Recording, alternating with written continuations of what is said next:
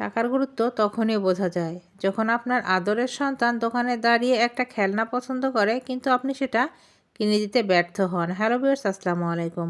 টাকার গুরুত্ব তখনই বোঝা যায় যখন কোনো অনুষ্ঠানে গিয়ে দেখেন শুধুমাত্র অর্থনৈতিক দুর্বলতার কারণে আপনাকে কম গুরুত্ব দেওয়া হচ্ছে। টাকার গুরুত্ব তখনই বোঝা যায় যখন শ্বশুরবাড়িতে গিয়ে বুঝতে পারেন আপনার তুলনায় অন্য জামাইকে বেশি আদর আপ্যায়ন করা হচ্ছে, কারণ তারা ধনী ব্যক্তি। টাকার গুরুত্ব তখনই বোঝা যায় আপনার স্ত্রীর ছোট ছোট ইচ্ছেগুলো আপনি পূরণ করতে পারেন না এবং এর জন্য সে আপনাকে উঠতে বসতে খোঁটা শোনায়। পরিবার নিয়ে রেস্টুরেন্টে খেতে গেলেন, বিল দেওয়ার সময় বুঝবেন টাকা কতটা জরুরি। যখন আপনার কাছে টাকা নেই বলে বন্ধুরাও আপনাকে মূল্যায়ন করে না, তখন উপলব্ধি করবেন টাকা কতটা দরকার। যখন দেখবেন আপনার টাকা নেই বিধায় আত্মীয় স্বজন আপনার সাথে দূরত্ব বজায় রেখে চলে, তখন স্পষ্ট হবে টাকার মূল্য কত।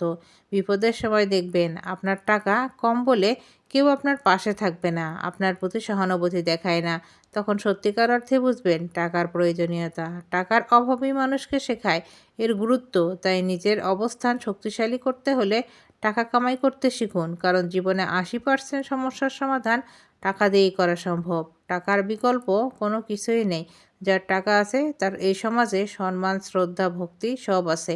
পরিবারের সম্মান আছে, আত্মীয়স্বজনের কাছেও সম্মান আছে এবং সন্তানরাও আপনাকে সম্মান দিয়ে কথা বলবে। আপনার টাকা নাই, আপনি বাবা হিসেবে মাথা নিচু করে দাঁড়িয়ে থাকেন, কারণ আপনাকে দুর্বলতার প্রকাশ পায় সেই সময় যে আপনার হাতে কোনো টাকা নেই, আপনার সন্তান আপনাকে মূল্য দিচ্ছে না।